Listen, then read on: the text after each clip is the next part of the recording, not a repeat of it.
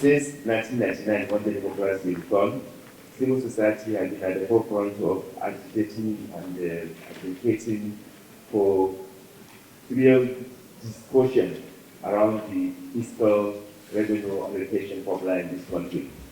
And I think a lot of Nigerians' attention has been on the Commission, especially when it comes to issues of remuneration. Public officers, many Nigerians consider what they take as outrageous. A lot of members of the legislature and so many political appointees, Nigerians, they see them as just collecting money that is not, that they didn't deserve to really collect.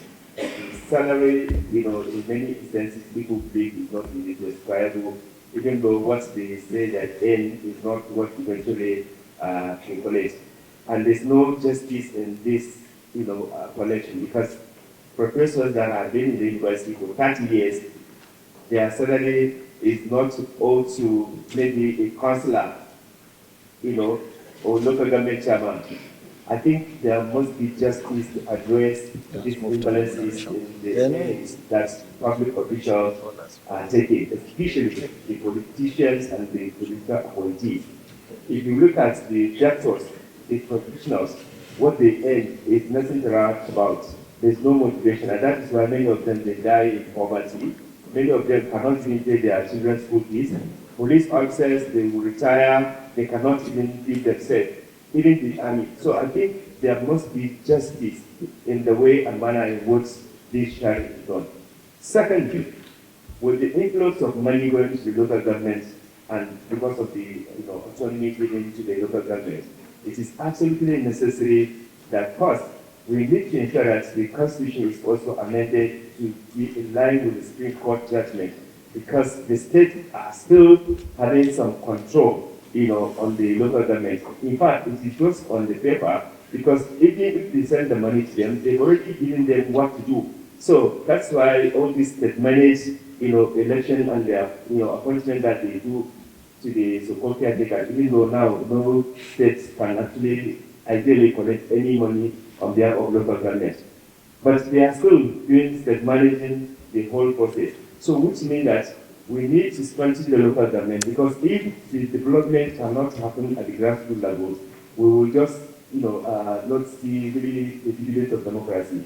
Again, there's no way federal government can come and do everything. Now, even they are constructing even markets for local government. Primary, healthcare that is supposed to be for the state, for the local government. Secondary, primary schools that are supposed to be handled by local government. All these are now being done between federal and state. How will you then expect real grassroots development with such kind of things? So I think, amending the Constitution to be in line with the Supreme Court's decision will go a long way to ensure that when this allocation is sent to the local government, it's also accounted for and the development actually happens. Otherwise, it will just be for sharing things. The other thing is that we have we are continuing to allow this laziness of just collecting.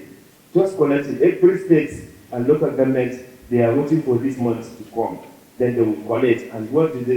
They do whatever they like, not for development. So I also agree with Bob that we need to tie up some of these funds with actually infrastructural development so that it is visible, so that whatever money you are giving them, already public procurement law says that when the federal government 35% of its investment in the state, the public procurement law must be applied. I think that's the only way we can change this narrative. And lastly, is to say that please ensure that in this conversation you brought up all the stakeholders, let everyone come. We have had several of recommendations in the past, because Obasanjo, political conference report came up with a lot of recommendations. The 2014 National Conference of Jonathan also came up with a lot of recommendations on how to strengthen this process. So all we need, is to put with, and Mr. Chairman, you made one mistake. You say you have financial autonomy, you don't have problem of money. Listen, with this statement you do, my National Assembly will come and start knocking your door. And so I think it is politically suicidal for you to have made that kind of statement because they would think that you have unlimited resources, to do this work. It's good to have financial autonomy. It's good to be able to have. Okay, what I'm trying to say, I'm not trying to caution the expectation that some people will come before they will come every day and say they want to do oversight for that. So I think finally, it's important that we bring everybody on board and let us ensure transparency, justice, and equity in this project. Thank you.